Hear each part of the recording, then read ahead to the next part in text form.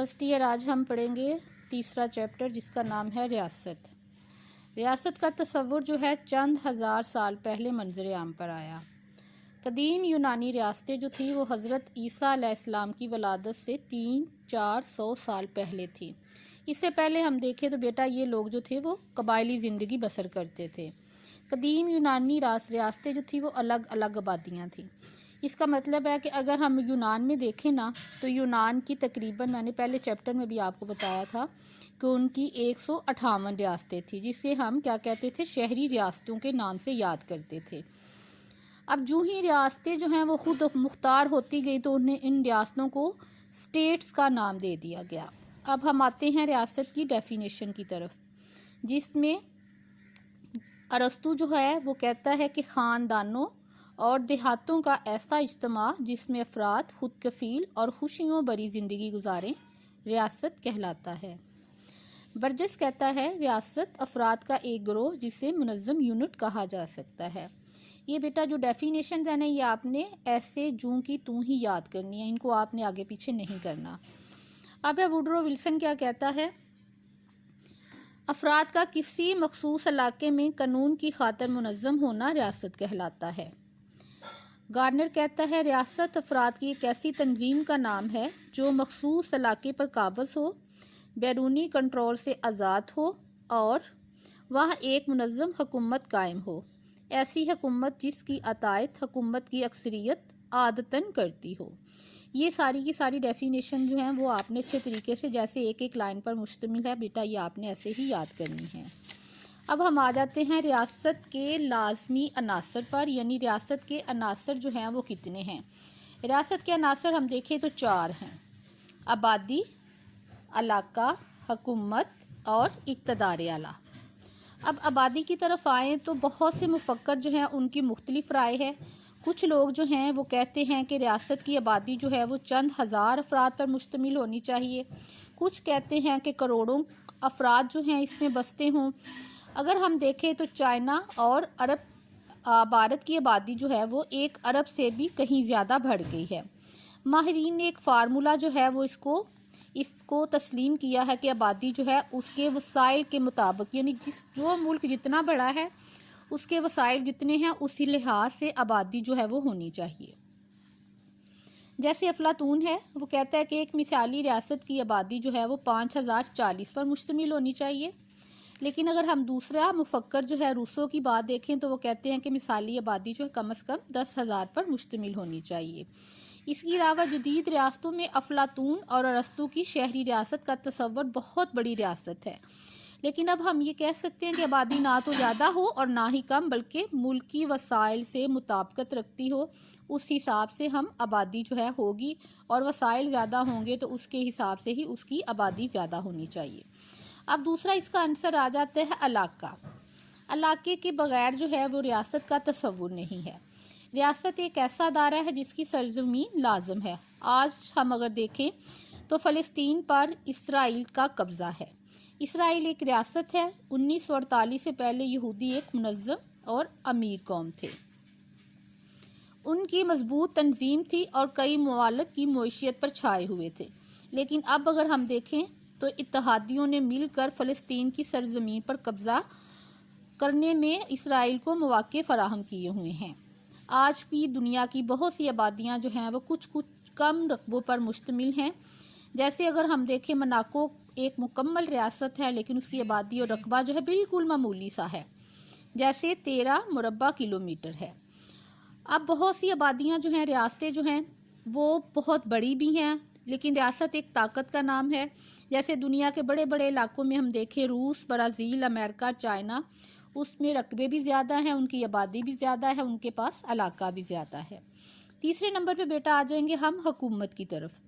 حکومت وہ ادارہ ہے جس کے ذریعے ریاست اپنا پورا نظام چلاتی ہے۔ اب ہر چیز جو ہے اس کا نہ کچھ کام ہوتا ہے کہ اس نے اپنا کیا کیا کام سر انجام دینا ہے۔ حکومت کے بیٹا 3 شعبے ہیں: مقننہ، انتظامیہ، عدلیہ۔ مقننہ جو ہے وہ ریاست کے لیے یعنی پارلیمنٹ ریاست کے لیے کیا کرتی ہے؟ قانون بناتی ہے۔ انتظامیہ ریاست پر قانون پر عمل درآمد کرواتی ہے، عدلیہ قانون کے مطابق جج صاحبان جو ہے وہ ہمیں انصاف مہیا کرتے ہیں۔ اب ہے چوتھا عنصر اس کا اقتدار اعلیٰ۔ اقتدار اعلیٰ ریاست کا بہت بڑا اختیار ہے جس کی وجہ سے وہ بیرونی دباؤ سے آزاد ہوتی ہے اور تمام افراد اور اداروں پر حاوی ہوتی ہے۔ اس کے بغیر بیٹا ہم ریاست کا تصور کر ہی نہیں سکتے۔ اب اقتدار اعلیٰ کے آگے اس کے دو پہلو آئیں گے، ایک داخلی اور ایک خارجی۔ داخلی میں وہ تمام چیزیں آئیں گی جو شہریوں اور ان کے اداروں پر مشتمل ہو، وہ علاقوں میں اس کو ہم داخلی اقتدار اعلیٰ کہیں گے۔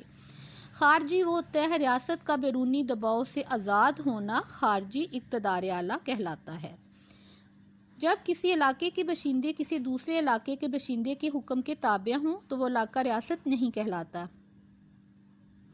جموں کشمیر کے باشندے آبادی علاقہ حکومت کے حامل ہیں لیکن انہیں اب بیرونی کنٹرول سے آزادی نہیں، یعنی خارجی اقتدار اعلیٰ حاصل نہیں ہے۔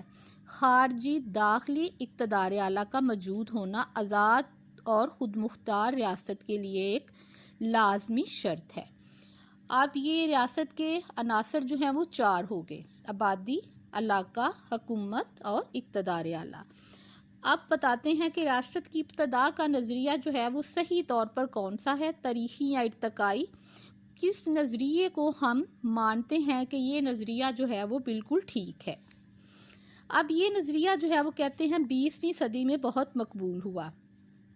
جیسے کچھ لوگ کہتے ہیں ریاست قوت کی پیداوار ہے، کچھ کہتے ہیں ریاست تخلیق ربانی ہے، کچھ کہتے ہیں یہ خاندان کی بڑھتی ہوئی ایک شکل ہے، لیکن ہم 20ویں صدی میں مقبول ہونے والا نظریہ جو ہے اس کو ہم تاریخی یا ارتقائی نظریہ کہیں گے۔ ڈاکٹر گارنر کے الفاظ ہیں، ریاست کو اللہ نے تخلیق نہیں کیا اور نہ ہی یہ قوت کا نتیجہ ہے، یہ معاہدے کی وجہ نہیں بنی اور نہ ہی محض خاندان پھیلنے کا نتیجہ ہے۔ ڈاکٹر لیکاک کا کہنا ہے ریاست ایک مخصوص زمانے کی پیداوار نہیں اور نہ ہی کسی منصوبہ بندی کا عمل ہے، بلکہ مسلسل عمل اور مسلسل ارتقاء نے اسے موجودہ شکل دے دی ہے۔ یہ تاریخ کے ایک لمبے عمل کے جاری ہونے کے بعد ریاست کو تخلیق کرنے میں مدتوں جو ہے وہ اس کی طاقت میں، کوئی لوگ کہتے ہیں کہ اس میں طاقت کا بڑا اہم رجحان ہے، کئی لوگ کہتے ہیں اس میں خونی رشتوں نے بڑا اہم رول ادا کیا ہے، کئی لوگ کہتے ہیں اس میں ہمت، طاقت اور یہ تمام چیزیں جو ہیں انہوں نے ریاست کے نظریے کی ابتدا جو ہے وہ رکھی ہوئی ہے۔ اب بعض لوگ جو ہیں وہ کہتے ہیں کہ ریاست جو ہے وہ رشتہ داری کی وجہ سے وجود میں آئی۔ ریاست کی تخلیق جو ہے وہ خاندان اور قبیلے کا واحد سبب ہے۔ ارسطو جو ہے وہ کہتا ہے خاندانوں کا مجموعہ جو ہے وہ ریاست کہلاتا ہے، یعنی خاندان، برادریاں، قبیلے مضبوط سے مضبوط تر بنے تو قبیلے جو ہیں وہ منظم ہو گئے، اقتدار جو ہے وہ سربراہ قبیلے کو ملا اور یوں جو ہے تمام لوگوں نے مل کر ریاست کی شکل جو ہے وہ اختیار کر لی۔ بعض لوگ کہتے ہیں کہ مذہب نے اس میں بڑا ایک اہم رول ادا کیا ہوا ہے، انسانوں کا مذہب سے واسطہ شروع سے رہا ہوا ہے۔ الہامی کتابوں میں بیٹا ہم دیکھیں تو پہلا فرد حضرت آدم علیہ السلام کو پیغمبر کہا گیا ہے، ان کے بعد بہت سے پیغمبر آئے جنہوں نے اللہ کے پیغام لوگوں تک پہنچائے۔ الہامی کتابیں اتریں، شریعتیں آئیں، زندگی گزارنے کے احکام آئے، کچھ لوگوں نے پیغمبروں کو مانا، بعض لوگوں نے مذہب کو بہت اہمیت دی، بعض لوگوں نے خونی رشتوں کو بہت اہمیت دی۔ تیسرا عنصر جو ہے وہ کچھ لوگ کہتے ہیں کہ قوت کے بل بوتے پہ ریاست جو ہے وہ قائم ہوئی۔ زمانہ ماضی میں مختلف قبیلوں میں لڑائیاں ہوئیں اور قبائل کے سردار نے اہمیت اختیار کر لی، یعنی جو قبیلے کا سردار جیت گیا اس نے اپنی قوت کے بل بوتے پہ حکومت جو ہے وہاں پہ قائم کر لی۔ بعض لوگ کہتے ہیں کہ سیاسی شعور کی بنا پر ریاست کا وجود آیا، یعنی لوگوں نے حقوق کی پہچان کی، لوگوں نے اکٹھی زندگی بسر کرنی شروع کر دی اور ایک ادارے کی ضرورت محسوس ہوئی جس کو ریاست کی شکل میں معرض وجود میں آیا۔ اب ہے نظریہ تخلیق ربانی۔ یہ نظریہ پیش کرنے والے جو ہیں بہت سے لوگ جو ہیں اس کے حامی کہتے ہیں کہ ریاست کا خالق جو ہے وہ خدا تعالیٰ ہے، تخلیق ربانی یعنی اللہ تعالیٰ کی پیدا کرتا، اور حکومت بھی اس نے حکمرانوں کو عطا کی ہوئی ہے، یعنی ریاست رب تعالیٰ کی تخلیق ہے، حاکم اعلیٰ کو بھی اللہ تعالیٰ ہی مقرر کرتے ہیں۔ حاکم اعلیٰ نہ صرف اللہ تعالیٰ کو جواب دہ ہے بلکہ عوام کو بھی جواب ہے، یعنی جو حاکم وقت ہے اس کے پاس بہت زیادہ اختیارات ہیں، یعنی اختیارات کی حد ہی نہیں ہے۔ اب ہم پڑھیں گے نظریہ قوت۔ اس نظریے کے حامیوں کا خیال ہے کہ ریاست قوت اور جبر کے نتیجے میں وجود میں آئی۔ لوگ ایک دوسرے سے لڑتے تھے اور باہمی گروہوں پر جن کو فتح حاصل ہوئی اور سربراہ جو ہیں وہ حکمران بن گئے اپنی قوت کے بل بوتے پہ، جیسے بادشاہ کو جنگوں نے پیدا کیا۔ انگلستان، اسپین، ناروے، ڈنمارک میں ہم دیکھیں تو مختلف قبائل کے درمیان لڑائیاں ہوئیں اور جو مضبوط حکمران بن کر آئے، یعنی قوت کی وجہ سے وہ حکمران بن گئے اور باقی جو لوگ ہیں ان لوگوں نے اس کی اطاعت شروع کر دی، یعنی نظریہ قوت کی بنا پر ریاست کا وجود جو ہے وہ عمل میں آیا۔